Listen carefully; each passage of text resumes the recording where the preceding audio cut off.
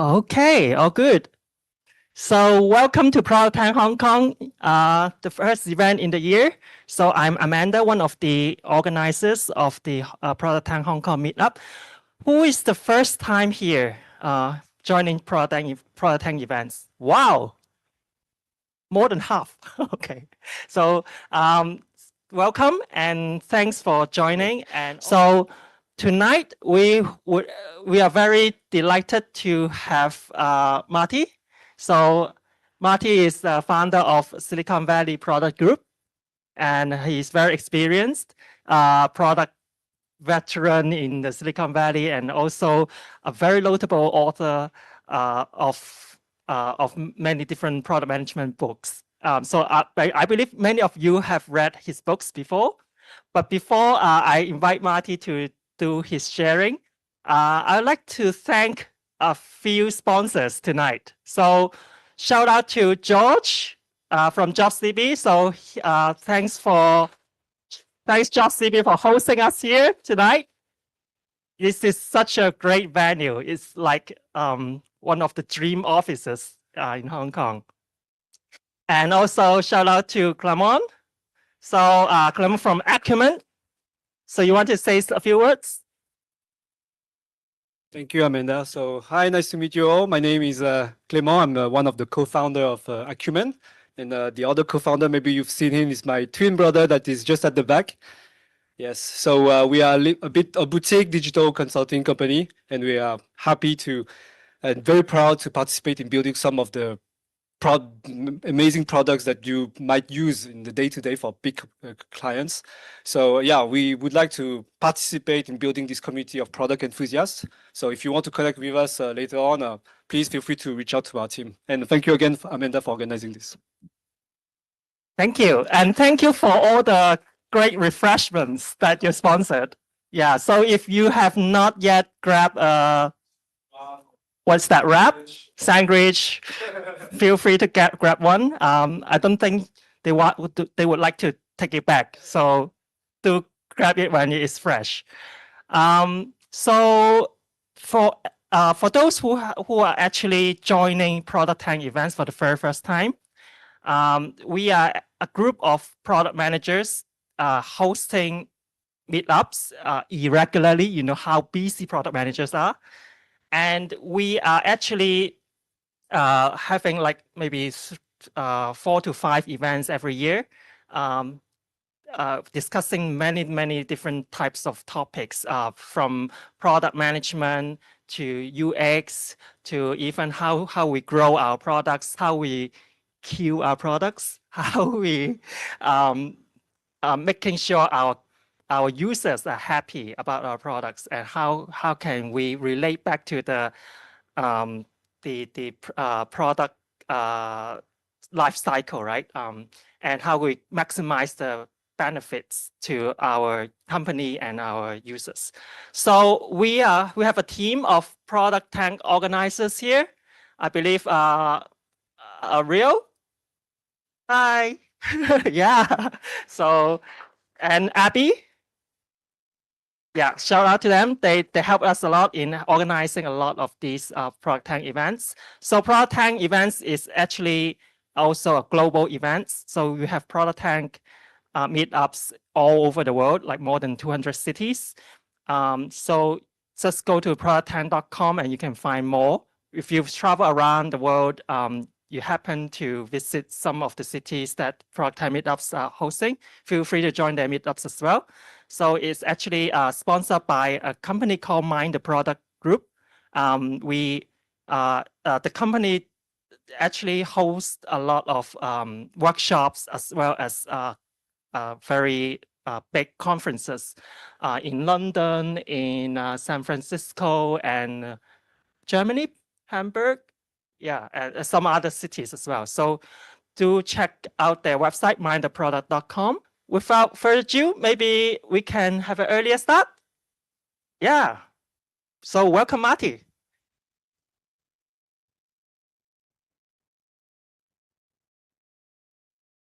Amanda, and thanks everybody for coming.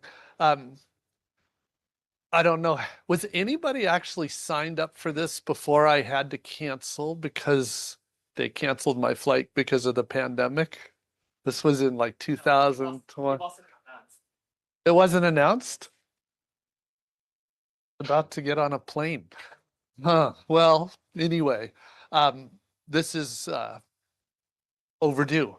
It's my first time coming here to Hong Kong, actually, and first time talking to the product community here. I have been a lot of other places in Asia, but I'd never had a chance to really get here. I just came from mainland China, where I was for the week, because this book is actually just released in simplified Chinese last week. It's supposed to be released in traditional Chinese now, but I don't know if that happened. Does anybody know if it happened? This is sort of the classic published state of publishing in the world. So I don't know if the local publisher did that or not. English versions, though, have been available since March. And hopefully, if it's not available in traditional and you would like that, it should be soon. It's supposed to be. So let's, what I was doing in this sort of recent set of tours, I was also in Australia talking about this. I was also in Europe talking about this. And I'll be in San Francisco in a few weeks talking about it too. But really, it's the kind of things I've been talking about for a long time, which is basically what we call today the product model.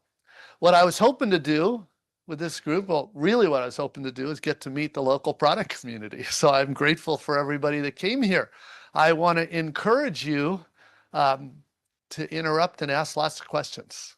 This is much more interesting for all of us if you do that.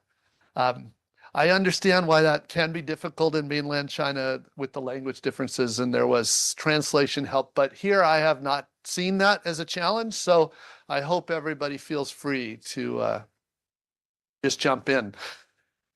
What I thought I would do is kind of give you a high-level overview. Actually, let me sort of level set. Has anybody here actually seen the English version of this? One, maybe 3 or 4.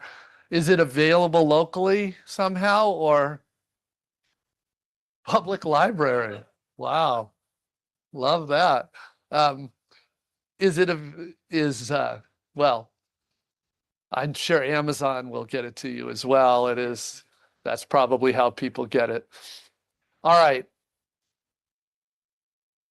So what I'm going to do then is give you an overview of what the book's really trying to talk about. And then what I think the most useful part is there's some things always between the lines on the page that don't really talk about in the book, but we should probably talk about in person, some of the messier things. And so I wanted to save as much time for that as possible. How many of you have read the book Inspired? Oh, good. Well, so we have that foundation. How many of you might have read the book Empowered? Few of you? All right. Amanda's my one loyal reader back there. But so has anybody seen the book Loved from my partner Martina? No, it hasn't come out really that much yet. It's okay, so Loved is on product marketing. I didn't write that one, but so let's get into this. First of all, I just want to show you where we're coming from, because this is very important to understand the perspective. There's a lot of ways to do product out there.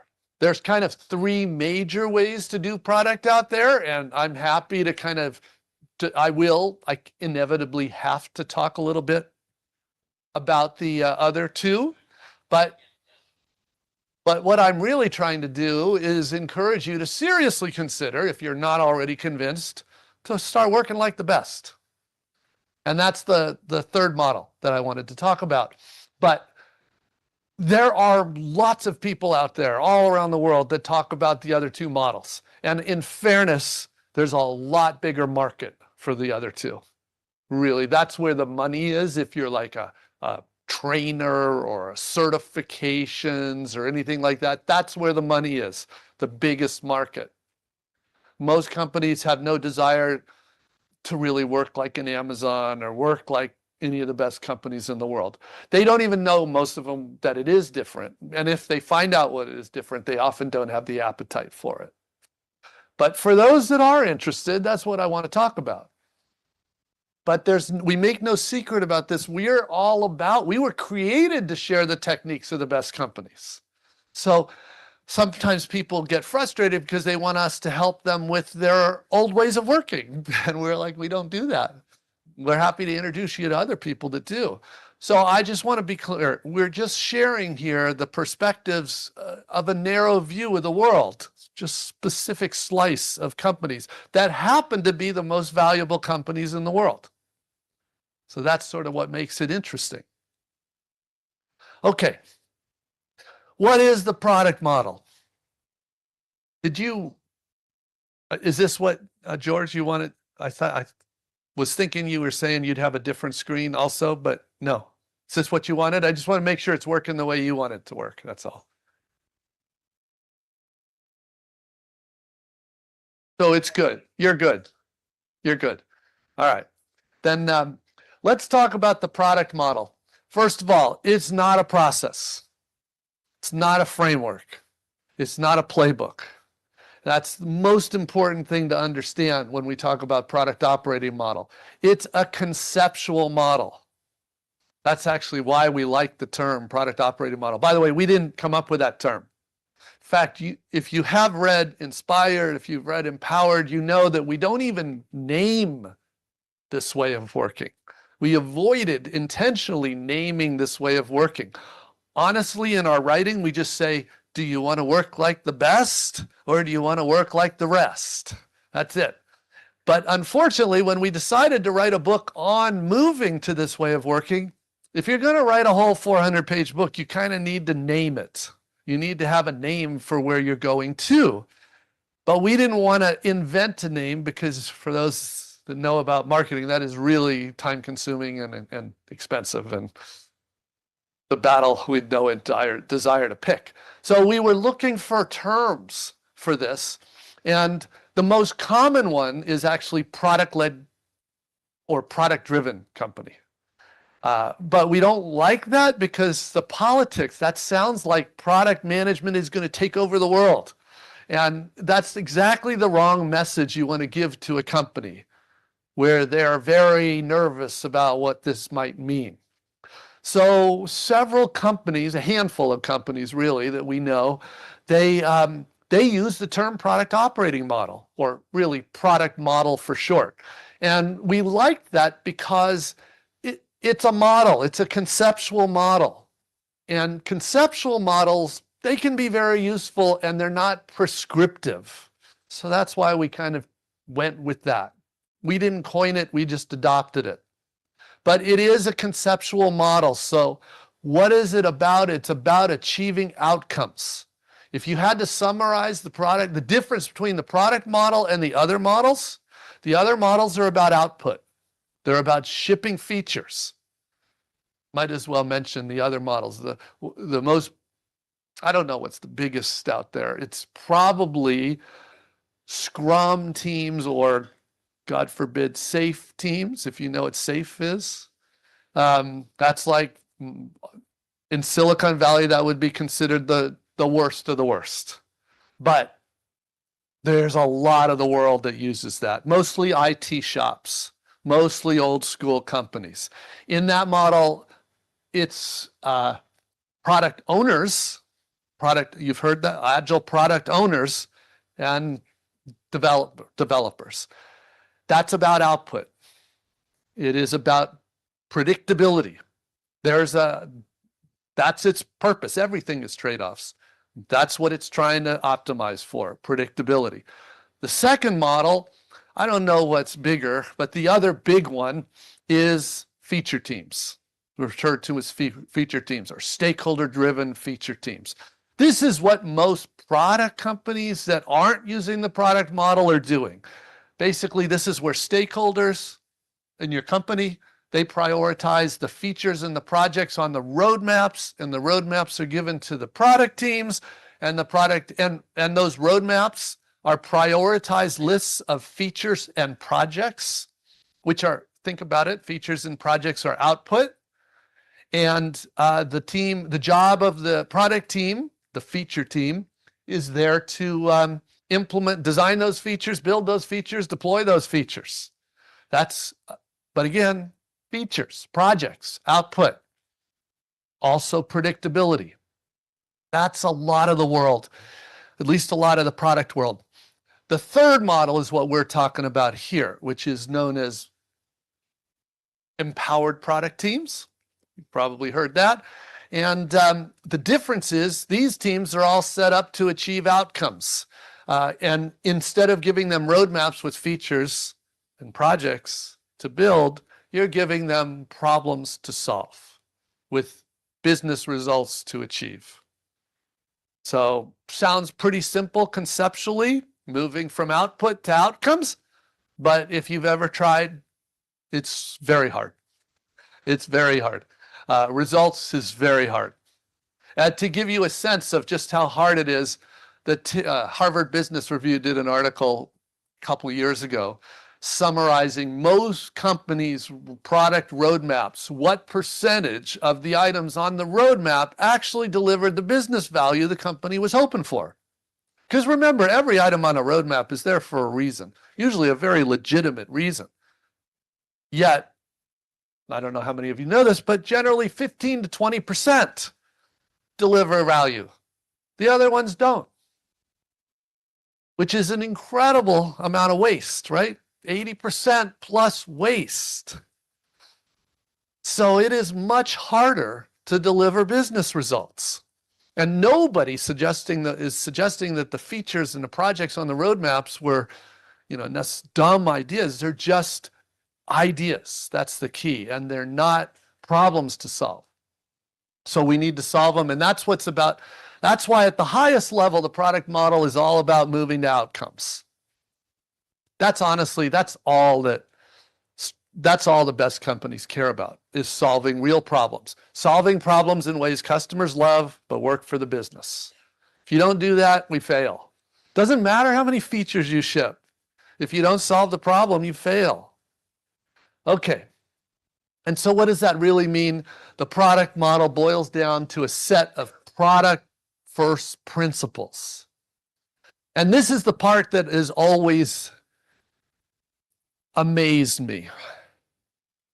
We were just talking before this that, I've been a chance for years to get in early with a lot of great product companies, initially just in Silicon Valley and around the world. And it is amazing to me. You can be at a company like Apple or a company like NVIDIA that does hardware or devices. You can then go to a company like Stripe or a company like Amazon or Google or Netflix or Spotify or Shopify is doing software services. And they're very different kinds of products, yet the principles are the same. Somehow the principles are the same. Even though those companies all have very different cultures too, the principles are the same. In the new book, if you read it, you'll see that there are 20 product principles that we've identified. We didn't invent any of them. We're just observing that they all have these 20 principles. It's really what we were taught about product. And they all none of them are going to shock you, but most of them are not used in most companies. A good example, just so you could see what I mean.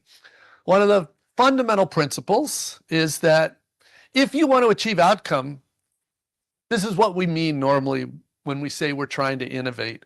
We're trying to solve real problems. And a lot of times that requires innovation, more than just little incremental optimization. In order to innovate, you just have to be willing to experiment. That's a principle. If you're not willing to run experiments, good luck. I don't think you are going to innovate. That's pretty basic. Yet most companies are not willing to run experiments. Some companies will claim that, oh yeah, we run Optimizely or something where it's a little A/B test for just a surface level thing like changing a color or a call to action. That's not an experiment. We mean real experiments, different ways of solving problems, tackling real risks. If you're not willing to run those experiments, though, you're not going to innovate. So then the question becomes, how can you do this fast and cheap and safe? That's that's an example of a first principle. And by the way, we are in the middle, well, or I think it's still the beginning. We are 2 years in on a major technology transformation going on. I shouldn't use that word really. A new, innovative, enabling technology, of course, generative AI, that everybody here is probably impacted already to some degree or another. And that, one of the big questions has been, well, how will the product model stand up to something, a technology that is that disruptive? And so far, not only is it standing up, but the companies that are experienced in the product model are the ones doing this disruption, which of course is the whole point. And you can see the ones that are left behind, that are being left behind. In fact, another one of those principles is you got to start taking advantage of your engineers and stop just treating them as coders. It's one of the most fundamental differences between a product model company and the rest is how they use their engineers. Who do you think is doing the innovation? It is not your executives, it's the engineers. In fact, it's individual contributor engineers. That's the little secret in the tech industry, is the primary source of innovation are individual contributor engineers. Yet in most companies, especially in the feature team model and in the delivery team model, the engineers don't even see the ideas until sprint planning. So if that's how you're working, it's the opposite of what we're talking about. Okay. I want to emphasize there is no one right way to create products. That's why I believe it's all about principles. If you're working on a new device, yesterday I was with Oppo, how do you say it? Not sure the right way to say it, but in Shenzhen, and I've been with them before. They're amazing. They're doing some great stuff, some really innovative hardware, consumer devices. And, you know, that's a very different company than Alipay, who I was with earlier, a very different kind of company. So that is, you wouldn't expect the same way to create the products, but I would argue the principles are that's what we focus on. Okay. Yeah, you heard me say that we often refer to this, or have referred to it as moving from, or the difference between how the rest works to the best. But it's also referred, and I'm saying this so that you can recognize all these conversations online, moving from projects to products. So a lot of people like that language. I like this, especially when I work with CEOs and CFOs directly. It's very much time to market is important, there's no question, but not as important as time to money. So time to market is hitting a date. Time to money is solving a problem, hitting a business result. So it's actually a lot harder to achieve time to money. And basically every CFO I know cares about time to money. They want to know what it's going to cost to get this return. Okay, this is the very common language out there for this discussion, moving from feature teams to empowered product teams.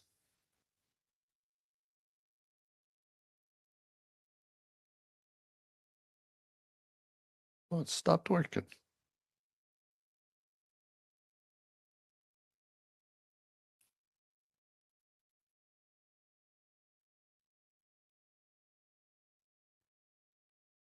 I have no idea why that happened. Yeah, from output to outcomes, that's what we're really talking about here. Okay, let's talk about this. Double click. Yeah, from output to outcomes is the highest level, but now what does that really mean in practice? And the way we describe it is there are 3 dimensions to the product model. And it's really important to understand this because a lot of people, in fact, my next article is about a lot of people confuse the product model with it's just agile. There are some people that say it's just agile, or what they really say is it's what agile was supposed to be. because Agile's kind of been taken over. There's a lot of noise about that. We can talk about it if you want, but it includes what Agile was supposed to be. That's this, but that's a small part of this. In fact, I would argue one of the reasons most companies that already did an Agile transformation did not get the business result they wanted is because they didn't even tackle the hard problems. The hard problems are not actually this. The hard problems are these. So we're going to go through each of these three so you can get a good holistic view of what we mean by a company running this way. The truth is, I could describe this lots of different ways. There's no, lots of different orders. There are three dimensions, but there's always a good discussion about what's the best order for a company to transform. Usually, I explain it this way, but then I recommend 1, 2, 3, but then I recommend that they actually go and transform in the order of 3, 2, 1, the opposite order. You'll sort of see why as we go. But for now, let's just talk about the three dimensions. The first is changing how you decide which problems to solve. Now, that language is all in the language of problems to solve and outcomes. But what that really means is every company of every size has to decide what they're going to work on, right? What are you going to invest in? Every company does that. Most companies in the US just finished that for the year, and we're in the new year now, and so they're getting to work. That process is usually difficult for companies because what they're doing is they have so many opportunities. So just imagine, I bet every single person in this room would say they have way more opportunities that they should pursue than they can pursue. That's normal. I've never really found less. How do you decide? In fact, your future is very much going to be a consequence of, did you pick the best opportunities to pursue? Did you pick the most important threats to respond to? If you're chasing a bunch of technology that's not ready for prime time yet, or if you're chasing a bunch of ideas that are in the research phase and not really ready to productize, you'll probably burn through a lot of money. But if your timing is right, you've made some good choices, you'll probably see great results. That's the whole idea of planning. Unfortunately, most companies, the way they do this, the CEO just says, look, we've got 5 business units. I'm going to give each general manager a percentage of the resources, and I'm going to let each general manager decide their roadmaps, and those roadmaps are going to get teams to build those features. That's basically how it works. And that's not the worst thing in the world. It's just, it's not looking holistically at what the biggest opportunities really are. And that's, in fact, I mean, there's a lot of very strong companies out there today. One of the strongest I know is Stripe in the financial services area. They're doing well on everything I'm talking about here. They're really doing well, though, on this first one. And I would argue their biggest reason for success is this first one, making very good choices holistically at the opportunities that they should pursue. Changing this, it's actually not technically hard. What's hard about it is it's politically hard, because it's very hard to convince the stakeholders of your company to let go of that control they have over the resources without first earning their trust. And the key is, the next item is how we earn their trust, which is why I recommend politically that you earn that trust first, and then you've sort of earned that seat at the table to say, I think we should look at this opportunity. So that's what I'm going to go into next, which is changing how you solve problems. So if the first first dimension is identifying the most important problems to solve, and I want to point out, if you don't change to problems to solve, you can stay with what you have right now. Your stakeholders have roadmaps that they control. That's not a bad step one. All you have to do is go to each item on the roadmap and reverse engineer what problem is that stakeholder trying to solve and what is the business result they're trying to achieve. That honestly takes literally about 15 minutes to do for each item. There's even a little technique out there called an opportunity assessment to do that. It's easy. It's a useful discussion. If I was the product manager on some feature I'm supposed to build, I'd take a few minutes, I'd ask for a few minutes of time with the stakeholder, and I'd say, I see that you want us to build this feature. You want us to implement, support for a new payment method or something. Okay. Can you clarify for me the problem that you are trying to solve there? Is it international payments? Is it the underbanked people in the world that aren't able to use conventional methods? Is it, what is it? Could be a lot of things legitimately. Tell me what the problem is that you want to make sure we solve, because we want to make sure we solve it for you. And then next, can you tell me what you would define as success? They rarely say launch the feature, because that's not success. They'll say, well, I'm hoping for a 5% boost to revenue, or I'm hoping for a decrease in churn rate, or whatever. But we want to understand what that measure of success is. That's a short discussion.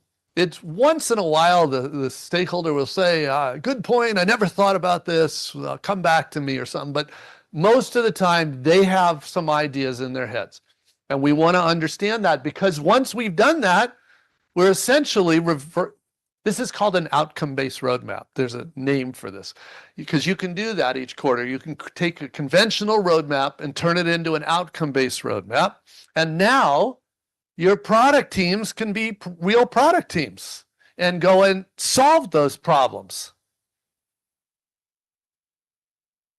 But then they have to have the techniques to be able to learn how to quickly, inexpensively, safely, effectively solve hard problems. And for a lot of product people, they've never been asked to do that before. They've just been told to design and build features. The good news is most people know that's not very satisfying, and they want to actually deliver results. But it does require new skills. This is referred to as product discovery. This is what product discovery is. This is why product discovery doesn't exist in a delivery team, doesn't exist in SAFe. It doesn't really exist in a feature team, even though the truth is a little bit of discovery is there. What are they doing? If you're a feature team and you're given a roadmap with a feature, you haven't converted it to an outcome, then you have to do a little design. You have to do some design to implement that feature, and you might do some usability testing. I hope you do, but who knows? And you would build, and you'd hopefully do some QA, but that's not discovery, right? You've already been given the solution. You're just fleshing out that solution and building it. So discovery is more, we've got a problem to solve and an outcome to achieve. We need a solution that will do that, with some evidence that it works. That's a new skill set.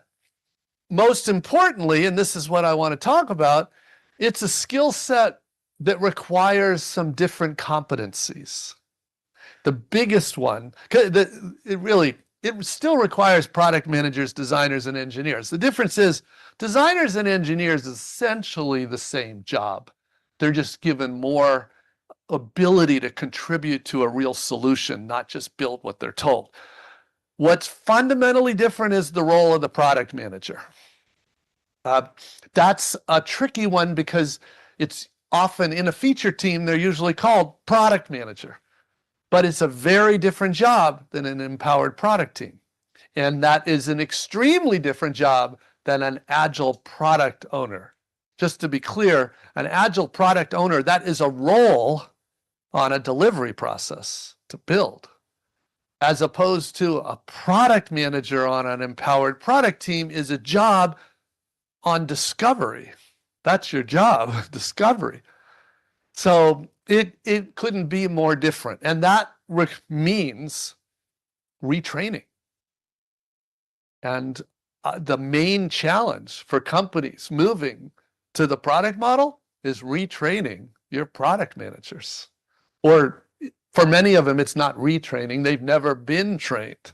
This is just all new.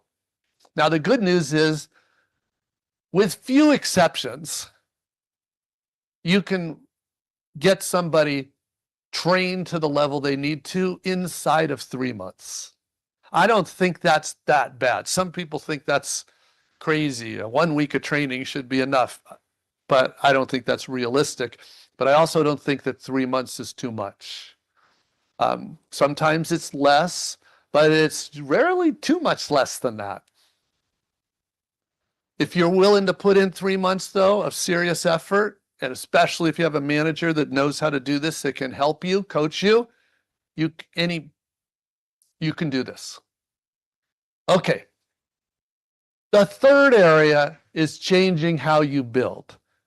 Build, test, deploy.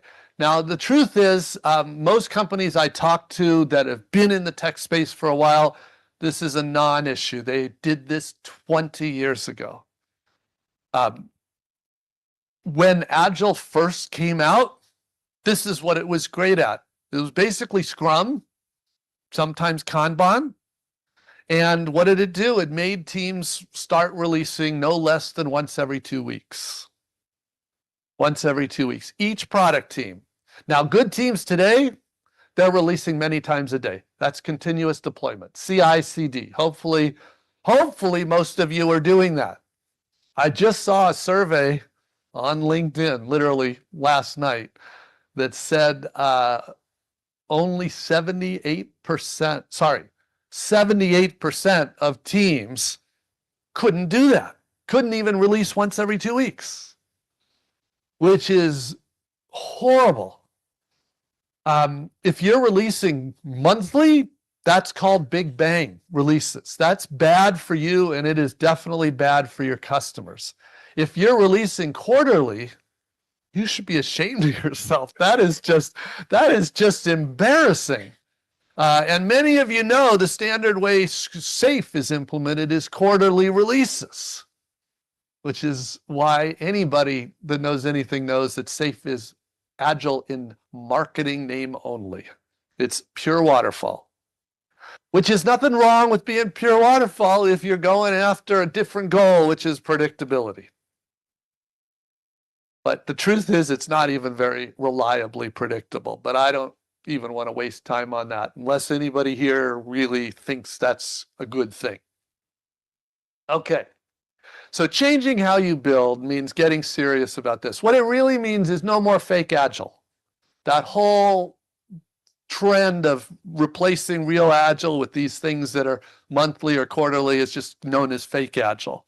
So no more of that. You just can't take care of your customers. You can't move the way you need to move. You can't respond to the market if you don't have a reliable, small, frequent, uncoupled releases. That's just sort of blocking and tackling basic skills. So normally, if the company is not doing this yet, you got to get your act together on how you build software. Once you've done that, you can then introduce product discovery. And by the way, just this, if you haven't done it, it is amazing how much respect you earn from the executives, including the CEO, when you can diagnose, fix, and deploy and verify a critical change for a customer in hours or minutes even. They are, when they're used to monthly things, this is life-changing for a CEO. So that's important. But then you can get down to business and start solving hard problems. Solving hard problems in ways customers love but works for the business. That's where you earn real trust with the executives. That's where the job actually becomes the job people love. Because you're not taking over, but you're truly collaborating with the leaders of the business. And this is really how all my favorite companies are working. And also, I'll be honest, this is where innovation happens, right here, right here. So this has always been my favorite. Strategy is probably a bigger impact, but this is the fun stuff. Pick your favorite products. This is where it happened, right here. Okay. And once you've earned that respect because you have shown that executive you can, instead of only 20% of their money spent getting a successful result, now they're seeing more like 80% of the items they're funding really delivering results. Now you're their partner that they've always wanted and needed. So now when you are talking to, say, the VP of International, and you say, when we were working on this problem last week, we saw a real opportunity. I'd love to talk about that with you. You've earned the right to do that. So one thing I should mention around this, because, the truth is, the more companies I talk to, the more sensitive I become to the politics. It's because it's all about people, and politics are real. So if you permit me, this is going to sound very political. And I don't mean like Donald Trump political. I don't mean that. I mean like people. We're dealing with people and personalities and, egos, especially. Realize with product discovery, there's two kinds of product discovery. It's always been problem discovery and solution discovery. Problem discovery is first of all, it's identifying problems that have not been solved that our customers could use, often referred to as latent needs. But we are looking for things that we need to do better. That's a problem discovery. And also, even if the problem is well known, like churn rate is too high, meaning not enough customers like our service, so they don't stay with us. It doesn't mean the reasons are well known. So you may need to understand more about what's going on. That's problem discovery.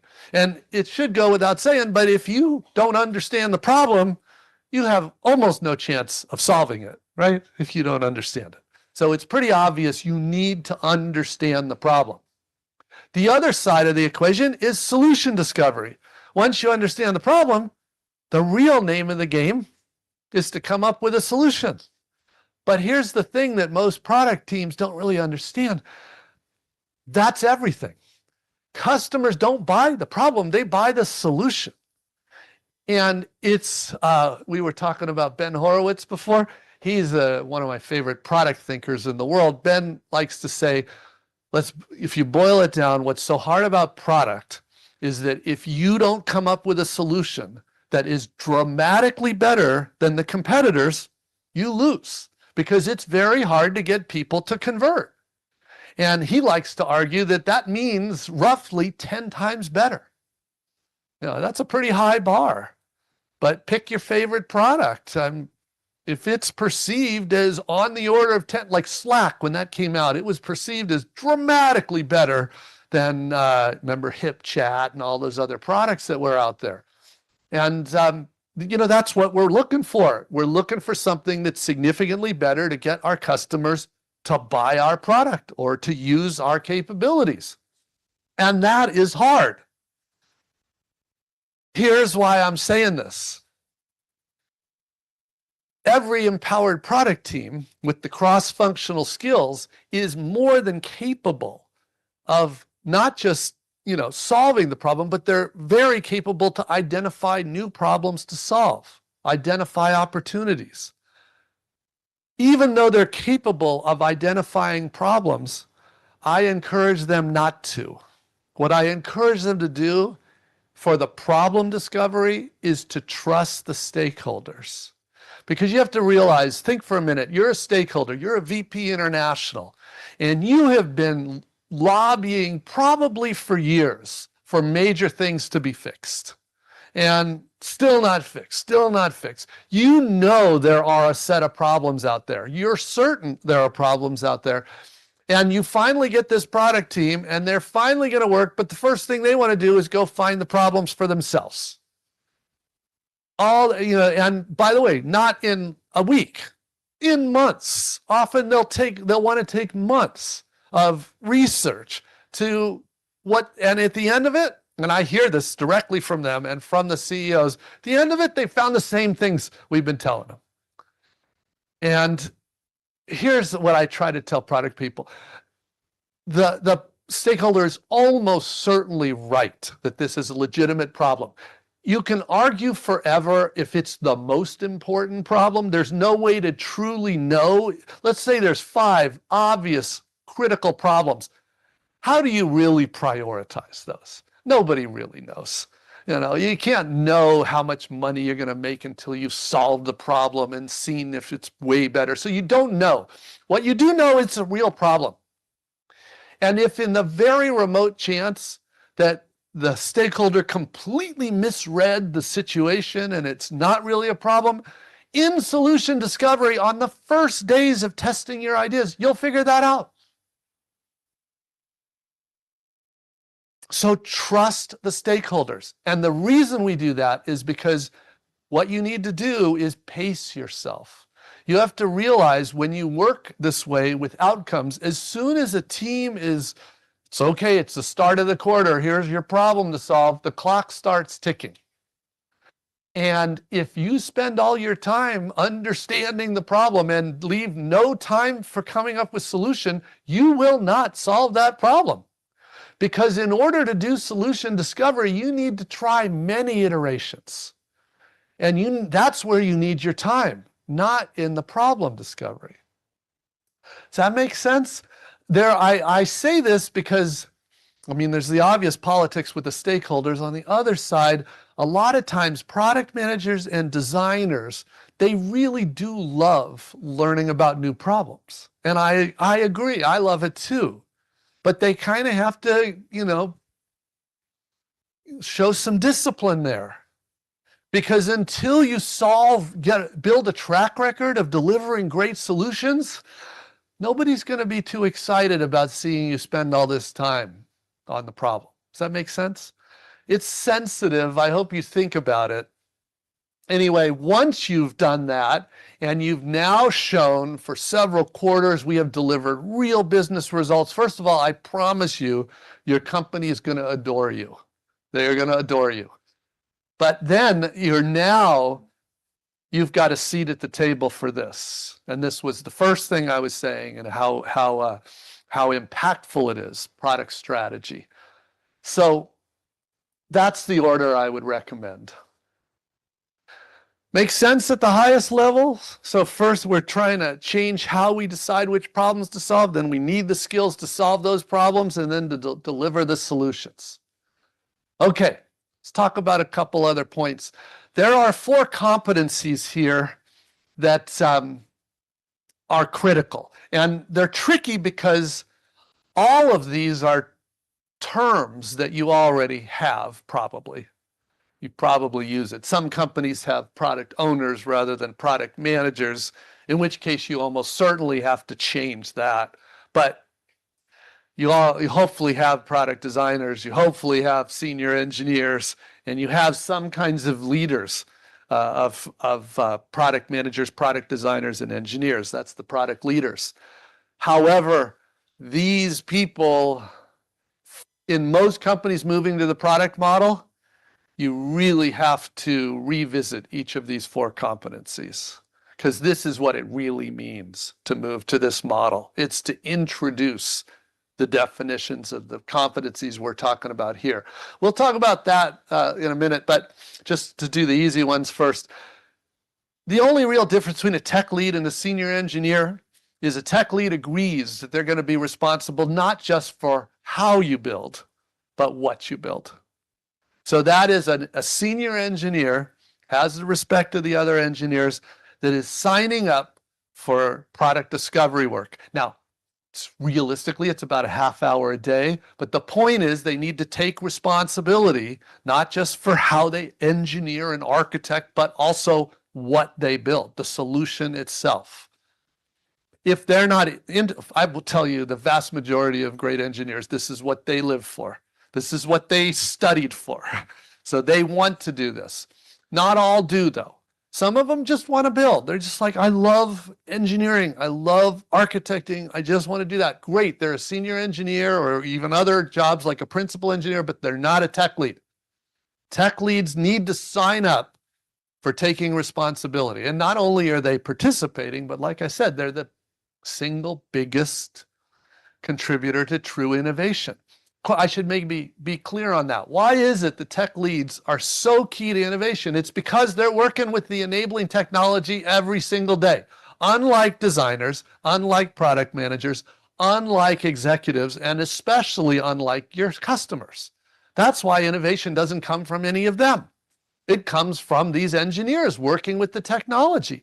They're the first ones to see when something is just now possible, which is why all these amazing, I mean, it's hard to keep up with the innovations going on with Gen AI right now. Maybe there was a little bit of a lull for a while, but it's picked back up. But that is, that's what's going on. The engineers are trying these things and seeing things that are now possible and showing that to their company. The companies that are doing nothing are generally because they're not even asking their engineers what they should do. There's there's so many great quotes from Steve Jobs from when he was alive, but I think maybe my all-time favorite was Apple's famous for design, but you have to understand engineering is even bigger there in practice. He liked to say, we don't hire all these engineers to tell them what to build. We hire all these engineers so they can show us what's possible. That is a very different philosophy, but it is the same philosophy at every product model company. In fact, Bill Campbell, who was literally the guy that coached Steve Jobs on this, taught him this, and also taught Jeff Bezos, and also taught Larry and Sergey at Google remarkably. He liked to say the single most important thing in a product company is empowered engineers, which is what we're talking about. An empowered engineer gets to take responsibility not just for how it's built, but the solution itself. All right, so that's what we mean by a tech lead. A designer, most designers, they are not interested in just making it pretty. They are interested in designing an experience. Like again, Apple's famous for this. Design is not just look and feel, it's how the product works. So we need real designers. Those two are usually, you have those people. They might be buried in your organization, but you have them. Product manager is the tough one. If they're a product owner, an agile product owner, and if they're like most agile product owners, the only training they've had is something like a CSPO or a PSPO class. You have to treat them as basically a brand new employee, a brand new hire. They know virtually nothing. And hopefully you have to decide if you're their manager, if they have the potential, and hopefully they do, and then you need to train them virtually from scratch. Because the skills of a product owner, that's a backlog administrative role. That is not what we're talking about. I'm trying to remember if I have this. No. So let me say it right now. You know what product owners probably do. And I will say this also with feature teams. If you're a feature team product manager, yes, you might have that title, but if you think about it, in a feature team, who really is deciding the solution? It's a stakeholder. And what the product manager on a feature team is doing is gathering those requirements from the different stakeholders, documenting them in stories or PRDs, and working with a designer to come up with some designs and then bringing it to sprint planning. And what they're really doing is project management. They are facilitating, coordinating. And I want to be clear, that is a valuable role. Somebody needs to do that role. It's just not product management. That's the thing that's always been frustrating. Feature teams, a lot of people take the job because it's called product manager and they go, this is not what I signed up for. because it's project management at its core. So those people, if they love project management, then I always encourage them, be project managers. We need project managers too. Great. But if they are not happy with that, then train them how to do their job, which is product discovery. In order to do that, now we're talking about product model, product managers. In order to do that, the first thing is, and you can't do anything without this, you have to become an expert in your users and customers. You have to. Otherwise, you have no leg to stand on. And it should be obvious what competent stakeholder or executive is going to trust a product manager that knows nothing about the customers. I mean, they would be irresponsible if they trusted you. And this is usually amazingly enlightening. I think it's one of the best possible things to do, but it should be obvious. But you have to be one of the experts in your company on your users and customers. The good news is you can do that. When I was an engineer that wanted to learn product, the person who was coaching me said I wasn't allowed to make any decisions until after I had visited 30 customers, 15 in the US, 15 in Europe, and he arranged the trip, 3-week business trip, totally changed my world. And the remarkable thing is I didn't even think I needed to do that. He knew better. I didn't think I needed to do that because I thought I was one of the customers, because I was going to product manage a product for developers, and I had been already a developer for 10 years. So I'm like, what do you mean? And he's like, all I can tell you is that is never true. You are never your customer. And he's right. And I learned, and by going to these companies and meeting developers at these other companies, I realized we were in a bubble, especially in Silicon Valley. We were in a bubble. The real world was very different, and I had to learn because that's who was going to buy these products. Second, deep knowledge of the data. How is your product used? That's your job. Designer and the engineers don't usually do that. They rarely have the need or the understanding to do that. That is the product manager. Deep knowledge, the hardest one is actually deep knowledge of the business. This is the part that takes most of that 3 months. That means you need to understand, because you're responsible as product manager for the viability. That means understanding how the product is funded. How is it paid for? How do you monetize it? How do you market it? How do you sell it, service it? So how do you, is it compliant? Is it legal? Is it respect privacy? Is it ethical? That's on the product manager. You have to know those different constraints. You don't have to be the expert, but you have to be literate in each of those. I know that when I was going through that onboarding as a new product manager, I said I had to go visit these customers. Well, that was the least of the issues I had to do. I'm embarrassed to admit this. But I did study computer science, which I loved. There's nothing embarrassing about that. The problem was I literally had no finance courses. You have a finance course? I had none. I felt so embarrassed later that I didn't have this, because the truth was that was a huge knowledge hole. How could I possibly conduct useful conversations with the business side of the company if I didn't even understand the basics? And so this is not just finance. This is also the business KPIs. I didn't know what they meant. I didn't know what was good and what was not good. You can't be a product manager that illiterate. That's what I was. The good news is it wasn't that hard to learn. He arranged a book for me to read on basic finance, and then he arranged for a person in the finance department of my division to sit down with me twice a week over lunch and tutor me, literally tutor me on the KPIs in my product and what they meant, which ones were good, which ones were not. All I can tell you is that every word he said was like a completely new world to me. It was just something I had no exposure to. I also didn't know about another really important aspect, which is called go-to-market. How does your product actually make it into the hands of your customers? you know, as an engineer, you worry about pushing something live. You don't, what does that really mean though, for as far as getting to the customers? What are the channels? How is it marketed? How do people find out about it? How do they try it? How do they actually purchase it? Do they get it from retailers? Do they get it from resellers? Do they get it directly? What is the model? I didn't know any of that.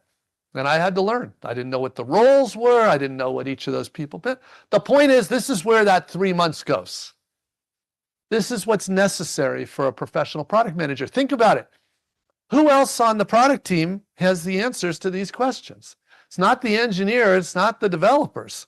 This is the product manager. And if the product manager doesn't know this, the teams are not going to come up with viable solutions, which means now you're back to a feature team because you got to go back to the stakeholders to make all the decisions. And they think you're just a waste of space. Okay. So product manager is a big one. Here's the thing. The reason we have such a sorry state of product managers in the world right now is because these people don't know how to do it either. And so they don't know how to develop the product managers. It was easy for me to learn because I had a manager that knew this very well. Like he had done it in several times. And so that's why it is literally, this is a principle, a leadership principle at Amazon. It's a leadership principle at Google. At Apple, they call the leadership principle experts lead experts. The point is, you never, in a product organization, you never have a manager that's not also an expert in what they're managing. So that whole idea of a people-only manager, you know what I mean, where they just manage the person, but they have no idea what that person's really doing, that's about as ridiculous a concept as exists in the world of product. So that's a non-starter at every product company I know. The first idea is that those managers better know what they're doing. So engineers report to great engineers, designers report to great designers, product managers report to great product managers. So that's kind of should be obvious, but that is actually the key to success and the key to scale. Okay, so that's what we need to fix. That's why, you know, I was curious how many of you read Inspired. It talks about these three. What was realized after Inspired came out is I needed to talk more to these people because they were the enablers. So Empowered is for these people. And only a few of you read it. I just had the hugest surprise in mainland China because I just found out that the publisher that translated Empowered, which unfortunately came out during the pandemic, so I didn't know this, I couldn't come here, literally did not, they decided to translate the title Empowered to literally Inspired 2. They called it Inspired 2. And their thinking, I was told, was that, oh, well, Inspired was very successful, so this will be like the sequel. So, oh my gosh. This is what happens when you can't speak the language. I can't literally do any quality control until, but anyway, this is key. And those of you that are responsible for these people, I genuinely hope you read Empowered. That's who it's for. I think it's the most important of the books. It is admittedly the most complicated. It's the hardest topics. Okay. Okay, so there are a set of concepts. I want to get to Q&A here, but we've actually talked about product teams, strategy, discovery, delivery. There's one other, which is, I think, a very important concept around product culture. It is not the same as company culture. Company culture, you know, is usually a function of the personality of the founders and what they believe is wonder. Sometimes I love the company culture. Sometimes I would never want to work there. You know, there's a big range of company cultures. Product culture is orthogonal to that. Product culture is about how do you make decisions? Who makes decisions on the product? What are you optimizing for? Innovation or predictability? This is a product culture decision. Okay, yeah, I won't make you read this, but these are the actual 20 principles. There are 4 principles for each of the 5 concepts. Yeah, if you want to take a picture, feel free. You can also find it online. We didn't create this image, but one of the product coaches out there in Europe did, and he kindly let us use them. Yeah, I would argue this is what's important with product. And honestly, for 20 years, when I coach product people, product leaders, and product managers, and engineers, and designers, this is what I'm coaching them on, the principles. To me, that's all that matters. If you've worked with me, you know I could care less about all the process stuff you have to do. If the principles are right, the people will make good choices, they'll do good work. So it's really important that people understand the principles.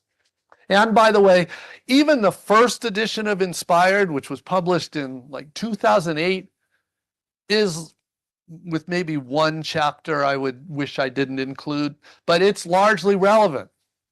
And the reason is just because we talked about the principles. Okay. The other part that we haven't talked about is it's one thing to empower teams. Most people understand empowering a team is a good idea. You definitely don't want to micromanage professionals, right? Because none of you want to be micromanaged. You're all overqualified to be micromanaged. On the other hand, this idea that unfortunately a lot of people have, that the way to empower is to hire good people like you and then get out of their way. You may have heard that phrase. That is setting you up to fail. That is not how you empower. Now, we've been saying for many, many years, this is like this tagline of the book Empowered, that the key to empowered product teams is not less management, it's better management. That is the key. What is better management? If you've been on social media the last couple months, you may have noticed there's a hot topic in the product community called founder mode. Has anybody heard that? Founder mode. There's a lot of confusion behind it, but this is what it's talking about. Founder mode is emphasizing that hands-off management does not work. Micromanagement does not work. What works is this experts leading experts. So it's sort of, I love that this was getting attention because I didn't like the term actually founder mode much, and I've tried to explain it in my writing as founder style leadership. One problem with founder mode is makes people think it only applies to founders. It doesn't. In fact, the bigger the company, the more important it is. I would argue the only reason Stripe, Amazon, Apple, these companies we're talking about are so successful is because they have that style leadership at scale. Their job at Apple University is to teach people founder style leadership. The big test for Apple was when Steve Jobs died, because he was clearly like that. The question was, were his people, did they learn it? And we learned that yes, they did. In fact, today I will tell you, of all the big companies I know, I would say Apple has the best product leaders in the world. Yes, they do. And there's some great ones at other companies, but they seem to have the biggest bench of amazing product leaders because they understand this. Now, here's the thing. Why is this important? The whole idea of empowered teams is you want to push decisions down to the team because they're closest to the technology and they're closest to the customers. So logically, they should be making most of these decisions. However, like I said, if you just get out of their way, they're setting them up to fail. A team can't make good decisions if they don't have the context. In fact, another great company, Netflix, likes to say, lead with context, not control. What that means is lead with strategic context. That's this, not command and control, which is the top-down micromanaging. What does that mean? Well, product vision, product strategy, Team topology. Team topology is how are you breaking up the product teams so that each team is responsible for owns something important.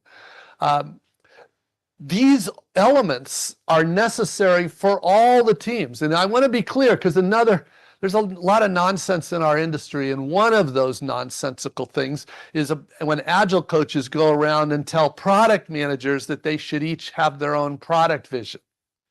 That's completely ridiculous. Think about it. If you're working in a company with 25 product teams, do you really want 25 product visions? Does that make any sense in any world?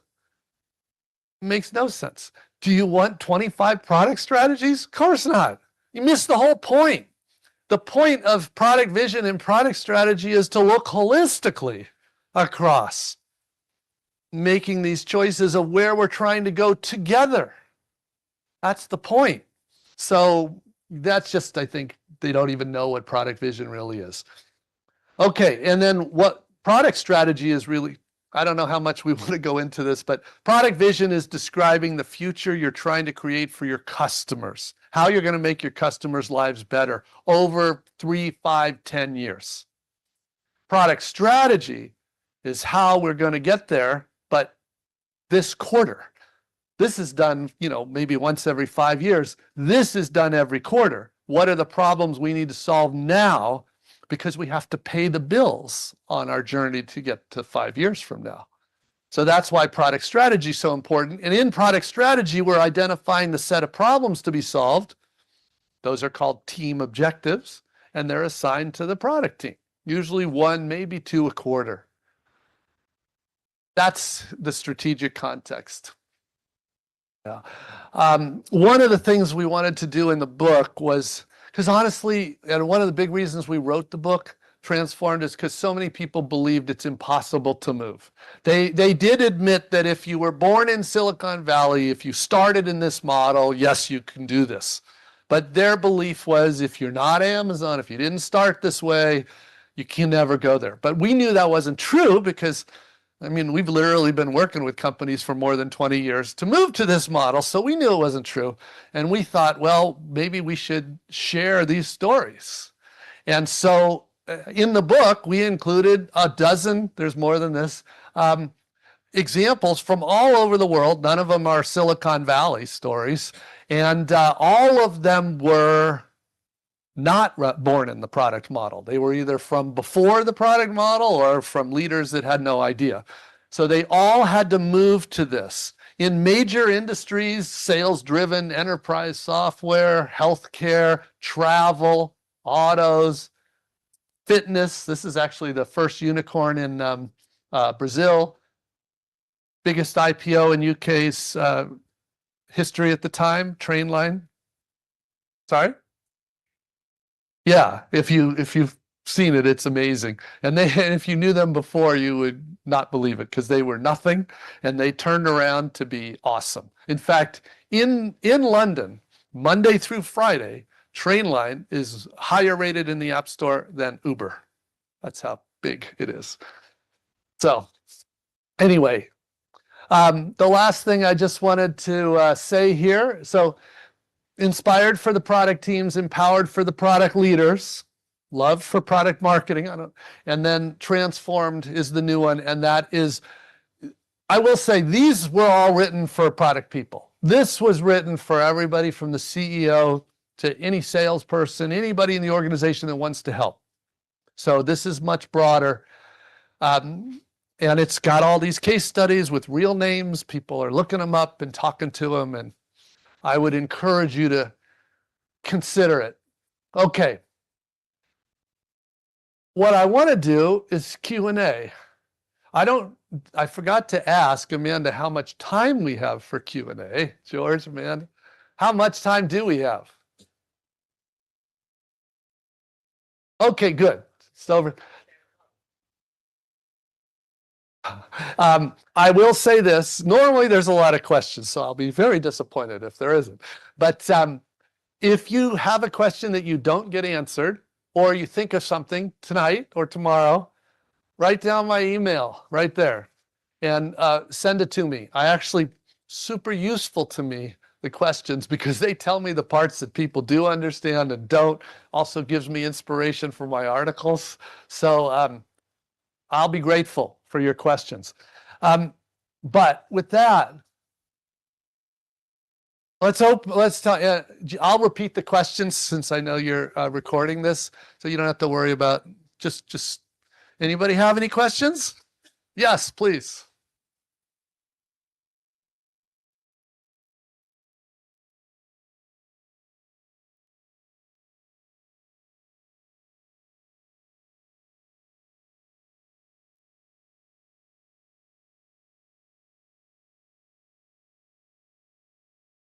What a beautiful question. No, beautiful question. Let me repeat it. Let me repeat it. By the way, that is explicitly a major topic in the new book. I know I sound like I'm trying to sell books. I'm really not. Yeah, and most of you may know all the content or just about all of it's available for free on the website and blog articles. So you don't have to buy the book to read the stuff. But this is a good question. First part of that, which wasn't explicit, but I wanted to call out, you said, in Hong Kong, most companies are not doing this. That is true all over the world. The thing that drives me nuts is it's true in San Francisco too. You can be with a great company and go right across the street and it's like they're 20 years behind. On my last big business trip, I was in Australia and I was in Sydney. And I was kind of feeling a little frustrated because I had visited several companies and they were just, let's say, at the beginning of the journey. They were not doing any of this stuff. And then I went to Canva. Do you know Canva? They're like beautiful, all this stuff. They were like a poster child. And other than their charming accents, it sounded like it could have been San Francisco. So this is what I find all over the world. I find I was in Shanghai, I was in Shenzhen, same there. Few companies, awesome. Most companies, not so awesome. This is really common. Now, the broader question you brought up, this is such a fundamental question. It doesn't take much today for a CEO to realize they need to change. Usually it's a competitor threatening them, a serious competitor coming along. And disruption is happening faster than ever. So yes, this happens. But then they have this realization. They know they need to change, but none of their leaders really know how to do this. And if their leaders don't know, who's going to show the company how to do this? This is a really common problem. Now, there are two ways to address that. And in those case studies I mentioned, half of them roughly did the first and half did the second. The easiest way, but it's very disruptive, is they bring in new leaders. Literally. Like at Trainline, that's what they did. Well, it was even more brutal. What happened was a private equity firm bought them out because they were horrible. And PE firms, they basically look for companies that they think are very poorly run. And if they put in people that know what they're doing, they can dramatically improve the value and make a ton of money, which is what happened. And so the first thing they did was they replaced the CEO with a woman named Claire Gilmartin from eBay. And the first thing Claire did was bring in a head of product and a head of technology. And I know all three. They're all three solid. And they all three, that's the playbook now that they use. And those three, they didn't actually have to hire a lot. They had to retrain. So they started immediately a major effort to retrain. They also had to hire a lot of new people, and engineering was all outsourced. Their technology stack was ridiculous. It was massive tech debt. They had to replace all that. So they had a lot of work to do, but they completely turned that business around. I mean, turned it into a poster child. And like I said, was the biggest IPO in UK history at the time, which I think was 2 years ago. It might have been passed by now, I don't know. That's one playbook. It's kind of rough, but that's one playbook. The more common playbook is that the CEO has leaders that they do believe in. They're like good leaders. They just have never done this before. They need to learn it. And so what they do is they bring in a product leadership coach. And in fact, that's what we we recommend these product leadership coaches. We have a network of roughly 50 of them around the world. I will tell you, the biggest hole is China. There might be good product leadership coaches in China. I just don't know them. You know, it's very hard to get into. I'm not even on those same social media systems. They can't access mine. It's just very hard. I don't know who they are. And they don't know, you know, if they know who I am, they haven't reached out. I don't know that. I have great people in Europe, in the US, in Brazil, in Australia. I just don't have them this is, like I said, my first visit to Hong Kong, so that's less of a surprise. But in China, I've been going for many years, and I still don't have those names. So that's the easier answer. A product leadership coach works with the head of technology, works with the head of product, and they help them through it so that they can learn it at the same time their people are learning this. I think that's the better solution, assuming, you know, sometimes as a product leadership coach, you realize, you know, this person is not able to do this job and they need to replace that person. That happens once in a while, but most of the time, that's the better solution. In the book, Transformed, there are 7 product coaches I profiled. And that was an unusual step for me to do. And I too say right in the front, because I wanted to make sure people knew we have no financial ties in any way with any of them. It's just that I knew that there are a lot of people out there at companies in senior positions, and the issue is they don't know even what to look for. They don't even literally know what to look for. If they did, they probably wouldn't have this problem.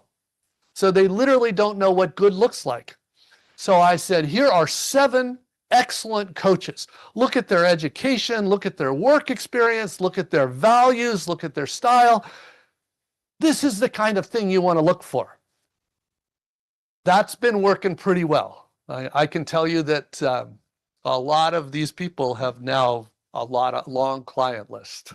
And the book's only been out 9 months, so I think that's good. And anybody here, if you want an introduction to a coach, email me and we'll introduce you to one. It's just probably, you know, you're going to have to do it remotely, but you can definitely do it. So that's a good question, a big one. Yes.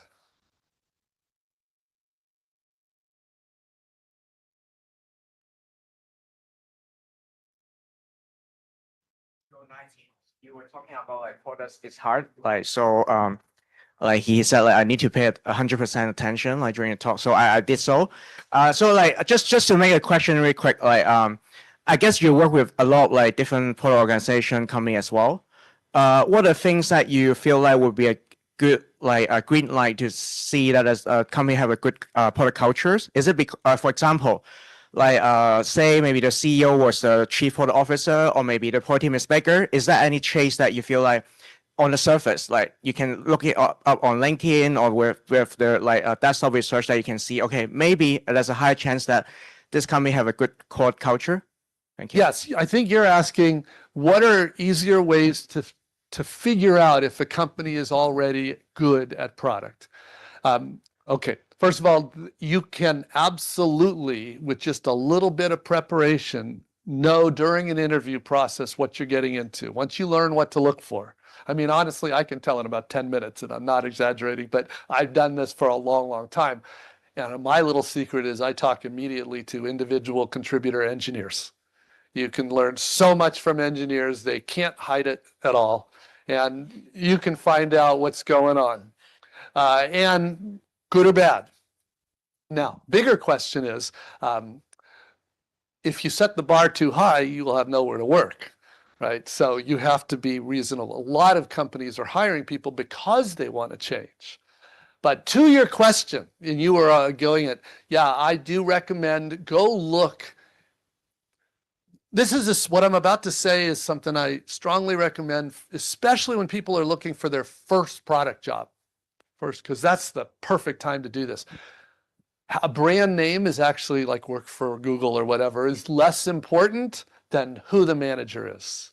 And like you were going, go to LinkedIn, look at that the hiring manager's background, look where they've worked.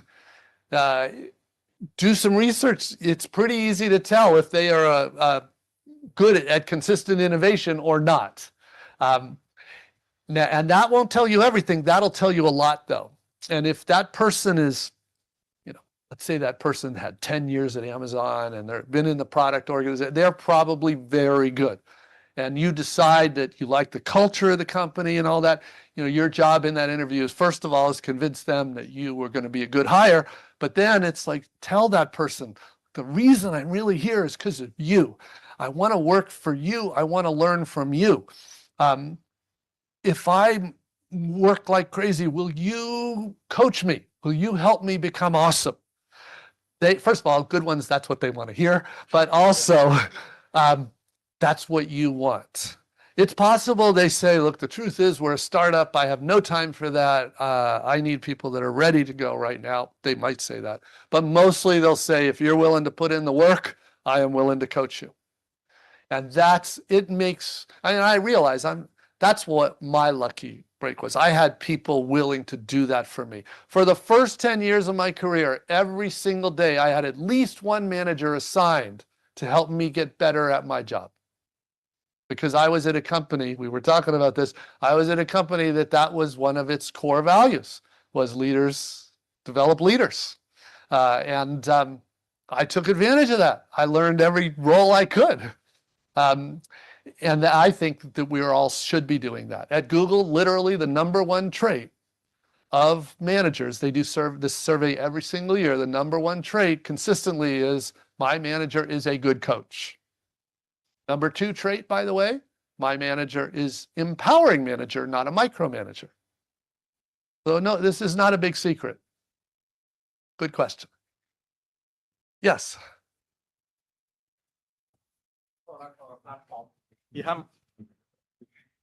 As a product lead, you have to manage several teams, right? And at the same time, you have to liaise with different stakeholders. Could be from sales, marketing, customer success, or support teams. Every division has its own KPI. How do you, as a product lead, set those KPIs, or maybe set one KPI and align your KPIs to different KPIs of different teams? Yeah, I just want to clarify, because you mixed a bunch of things in there, and I want to untangle them. So first of all, were you talking about a product manager or a product leader? I'm talking about a product lead. Leader. So you don't have a bunch of teams, right? You have a bunch of people reporting to you, typically, and were you talking about director, say, of product management, where you have a bunch of product managers reporting to you? Yes. Okay. Each of those, and we're talking the product model, not the old models. Right. All right. Well, this is what product strategy is. That replaces what you just described. Okay. Creating that product strategy, which sounding like beating a dead horse, we say, but that's what's described in Empowered, is how to create a good product strategy. That's where you're factoring in these different goals. That's where you're making the choices about what you're going to focus on. That's where you're getting that alignment. There's a lot of input to that. There's a lot of work for that, but it's the product strategy. And as a product leader, you're responsible for that strategy. That's where you would do that. And if you're using the OKR system, that's what it's for, alignment. Okay. Yeah. So I realize the truth is the answer to your question is the whole product model, moving to the model. You'd sort of summarized the symptoms of the old model. And I'm saying is a very different set of symptoms, a very different world in this new model. It's not easy, but it's different. Got it. All right. There was a question here. Yeah. So first of all, I just want to say a huge thank you for coming to Hong Kong. We're actually so excited that you're here and hope you'll come back again. The question I have is around, which you touched a little bit about at the beginning, was AI and how it's kind of disrupting the ways of working for everybody. I think recently you wrote an article, or you shared an article on LinkedIn about how there's still a lot of open questions around how it will impact product management. But I'm curious to know if you already have seen any tools that have kind of replaced the work of product managers as well as complement kind of the work that we do today? So the article that was being referenced, I actually did this. I published an article last week called AI Product Management 2 years in, because we're basically 2 years right now of doing this. And it does reference some research, but that's really interesting. But it tries to answer exactly this question. Now, the first thing the article says, though, is something we talked about before. When we talk about Gen AI and how it impacts, and just to be clear, a whole other discussion is how do we improve our products to, by including Gen AI. That's not what this is about. This is about how does Gen AI and Gen AI powered tools improve our jobs as we create products, right? So we're talking about this right now. And anyway, the first thing you need to understand is the answer to that is completely different based on if you're a delivery team product owner, a feature team product manager, or an empowered team product manager. Honestly, completely different. And not like good, bad, it's just different. To answer the question, if you're a product owner, I think you should be scared. Because I have seen tools, or at least prototypes of tools, and it's not clear to me why. I mean, it's an administrator. It was never intended, the product owner, to be a job anyway. It was always a role, right? It's a role. It's not a job. But unfortunately, that's kind of got changed. That's not really my concern, but that one is, I think, I do tell people that are in that job, you need to start up leveling your skills. Otherwise, you've got a big target on your back. If you're a feature team product manager, which is more essentially project management, it's a mixed bag. There's no question that tools are already helping in a project management sense. However, there's a lot of judgment still in good project management and a lot of trade-offs, a lot of back and forth, and a lot of horse trading, we say, that is probably going to keep people there for a while. So I think it's a mixed bag for a feature team project manager. The hard one, though, is what we've been talking about. And the good news is empowered team product managers, especially AI product managers, where you are one of these doing an AI product, their salaries are shooting up right now because they are incredibly in demand. So the good news is there's probably quite a bit of job security there. The bad news is the job is getting even harder. And that's what I was trying to shine a light on. I mean, it's always been hard enough. I think what I described to you in the last hour is pretty hard of a job. It's even harder because, remember, the product manager is responsible for value and viability. Viability especially is a really challenging risk with Gen AI, basically with probabilistic solutions more than deterministic solutions. Some products can literally, inadvertently kill people. One of the companies I advised does an insulin device. And there's very clear parameters with an insulin device from medicine that say, you gotta be within these ranges. And yet there's a real opportunity there for AI-powered solution, but they're both very excited and scared to death. So that's a product challenge. Yeah, and I don't see that going away. I see it, obviously the models are getting better all the time, so it's a moving target. But the short answer is, in my article, I say we're 2 years in, but as far as I'm concerned, when it comes to empowered product team, product manager, we haven't really made that much progress in terms of changing these things. And it's the beginning of the journey. Yeah, go ahead. Thank you.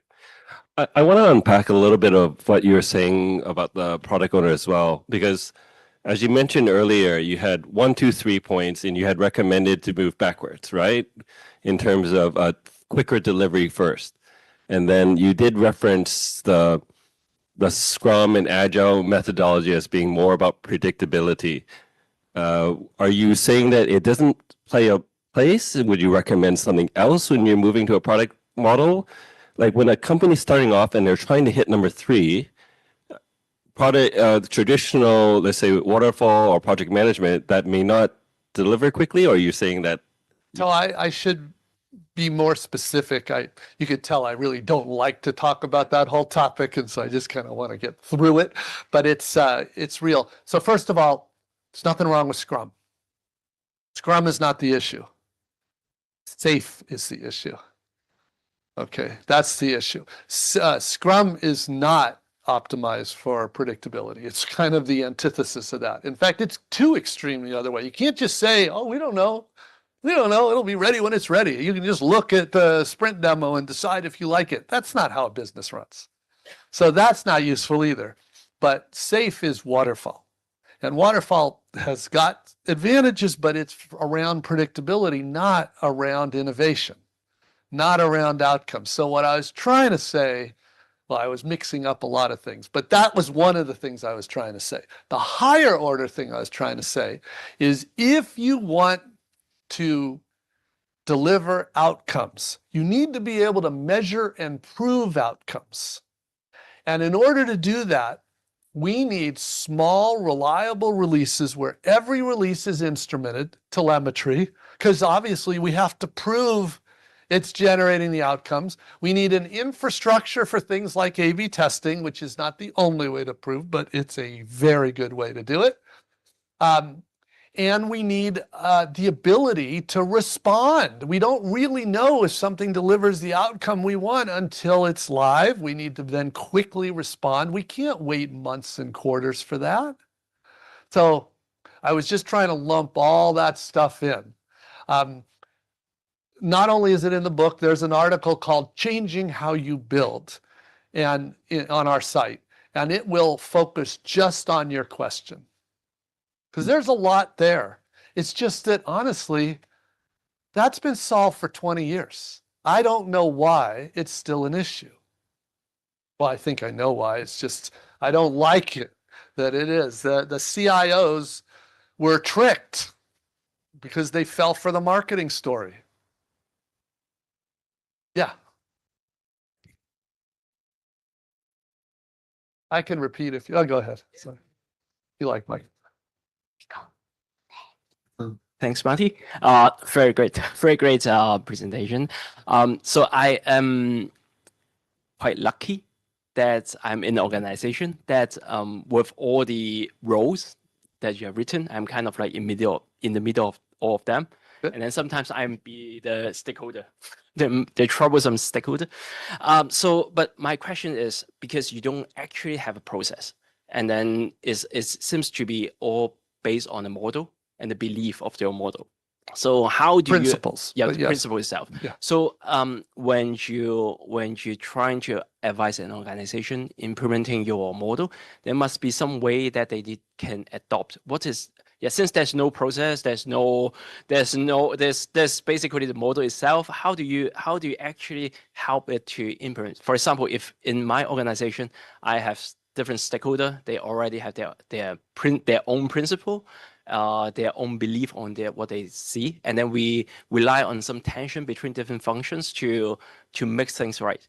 So, but I just couldn't imagine that. Hey, is it a training or is it some things that you do so that from top to bottom, everyone can align in the same principle? Yeah. Well, okay. There's a couple things we should talk about in there. One, what I did in the last hour or so is I showed you a lot of the problems with process, but I didn't say like, well, here is a better process.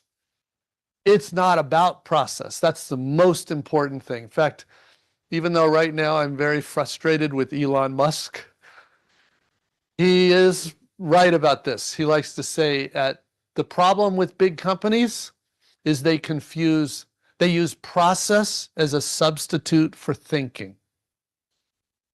And he's spot on about that.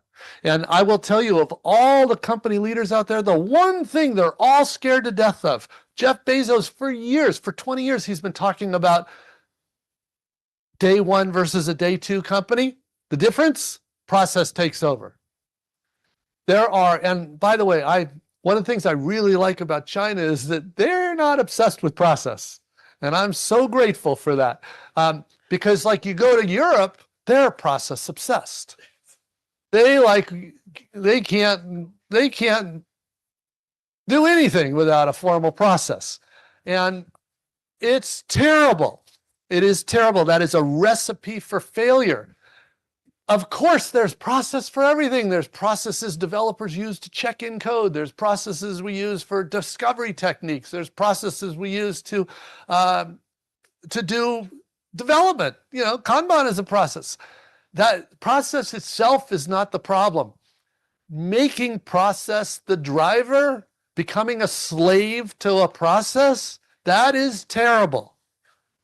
That's what you really have to fight. And I understand where this comes from. I really do. And it's not, when you scale, it's rarely a problem in startups. Startups don't have the luxury of even talking about this. But when you start getting bigger and you're trying to scale, there's essentially two ways to scale. The tempting way is with process. And there are all kinds of consultants out there who want to sell you their process to scale. You should run from them, in my opinion. Run. The other way of scaling is with leaders and coaching, which is what you heard me say. So you didn't hear me really describe an alternative process because I was describing the real alternative, which is strong leaders and coaching. And that is literally what we mean by founder style leadership. Product sense combined with product coaching. Yeah, it's a big topic. But I did want to say there was one, the book Transform does have a bunch of techniques for how to change. And one of the things, to answer your question, when this is more like my partners and I, when we are talking to a company that's ready to embark on a big change like this, we like to start by getting the whole leadership team together and we call it an executive briefing, where we are getting, and we invite all the stakeholders, all the senior leaders, because it's really important for them, first of all, to understand what they're getting into. The worst thing is they go for a few months and they realize, oh, they're never going to do this. So we want them to understand that, and we want them to all understand the whole idea so that they understand how they can help and how it works. They need that one way or another. Now, you can just give them a copy of the book, or you can do something proactive to explain it to them. But you do need to do that if you want to change. Yes. I'm very excited that you came to Hong Kong. Thanks a lot. Could you touch on the financial aspects on this? I mean, a lot of the companies I work for, the CFO basically turns everything into a waterfall process because you have to, ask for the money and stuff. So in your model, how does the financial part? Perfect question. And, so everybody he's right. A lot of the way it works is, for a lot of the companies, is they're funding projects. Everything has to fund a project. That's where it's all kind of coming from. You heard me say the way they run, they allocate resources and they're funding projects. The truth is it does require change, but the good news is not a big change. And here I go again. There's a whole section in the book that talks about literally the objections from the CFO and how you address them. Because this is 100% every company you're going to deal with this. And the main change, though, just so you can see it, you don't have to go read the whole thing, is you encourage, first of all, at a highest level, this relates to Peter's question, at the highest level, what we want to do is test this model out. And we do that with pilot teams. That's 1 or 2 teams, small investment, small risk, small cost, fast, and that you let it prove itself before you roll it out. And one of the things we talk with the CFO is, instead of funding a project, fund a team for a quarter. And that team is delivering an outcome. If you don't like the results, okay. I have never met a CFO that didn't actually like that better. because that's what they want to do, but they're forced to instead fund a project. It's the closest thing they can do. But what they really want to do is fund an outcome. That makes sense? Yeah, so it's actually pretty minor for them, and they can get used to this and then decide. And one of the questions I always ask them, like, so you, if you're funding projects, are you tracking how many of them deliver what they promised? Most of them are like, well, we did, and then it was too depressing, so we don't even, track it now almost. And I'm like, well, okay, so that's not working that well, right? So, and they're like, yeah, but what else is there? And I'm like, okay, well, let's talk about the alternative, because there's actually other ways to do this, and you can see if this works better for you. Okay, last question. Go ahead. Go ahead. Hi. Hi, really enjoying the speech. I'm really on board on the concept. And my question is, as I'm now a supporting role in the product competencies, I'm in the product designer competencies, and I really wish the product leaders and product managers have the same vision as me, meaning the product operating model. But so over the past 2 to 3 years of like all this culture influences, stakeholder management, I find it hard to let them realize they should upskill.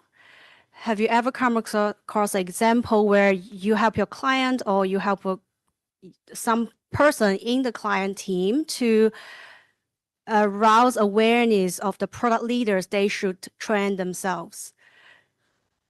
Well, I mean, there's a lot I don't understand about your context. In fact, you use the term client. Does your company serve other businesses?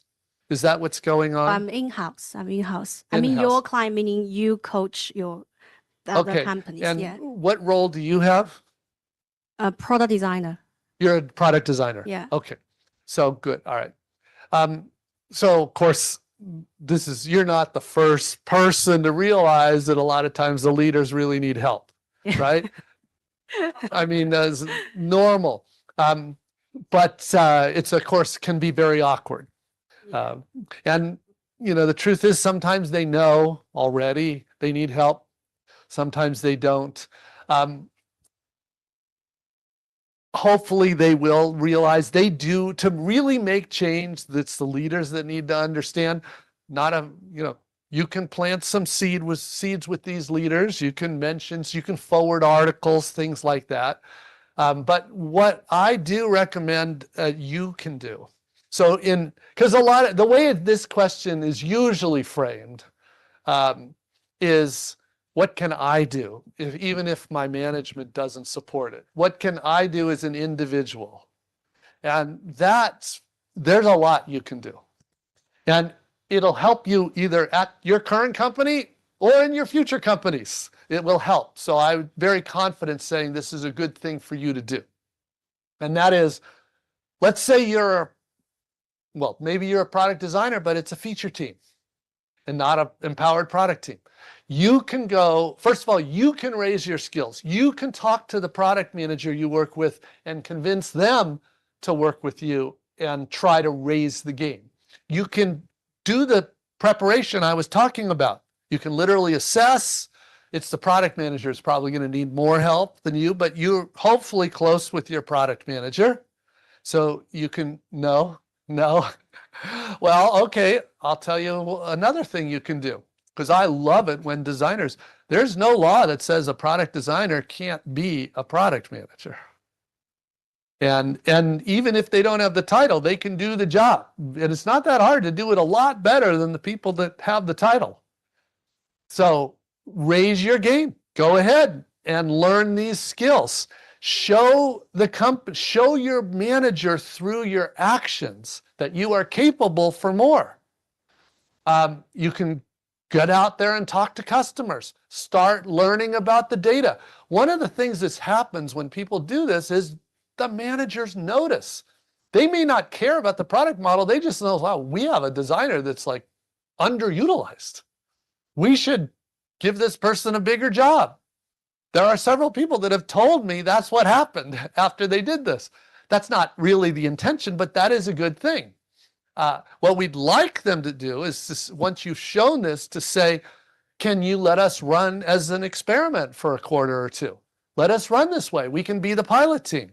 If it goes well, maybe we can spread it. If it doesn't, we can go back.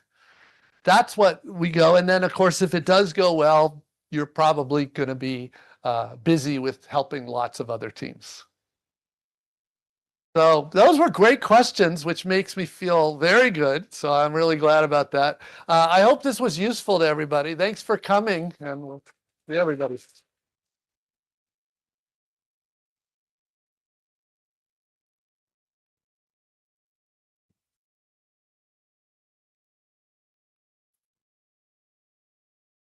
Thank you, Marty. Such a wonderful sharing. I believe a lot of us have enjoyed and have learned a lot of insights, and be it like whatever role you are, right? Like a product manager, product designer, development team, tech leads.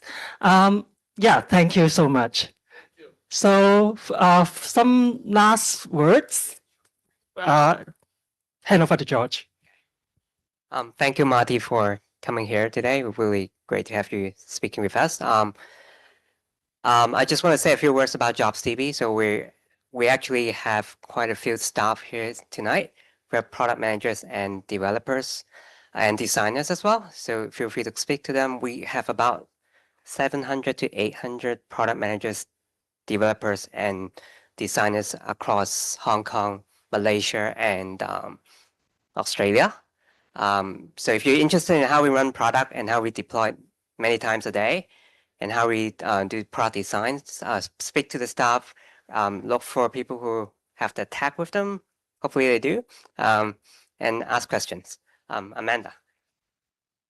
Yeah, I've been through that transformation like a decade back ago when I was in JobsDB. So yeah, do speak to the JobsDB crew here. And I believe we can still stick around a little bit more if you want to do some casual networking. But otherwise, we have to clear this floor by 9:30. Yeah. So do enjoy some food behind. And there are some stickers of ProductTank as well. And Marty, will you stay around a little bit? Yeah. So feel free to have questions. So anything you just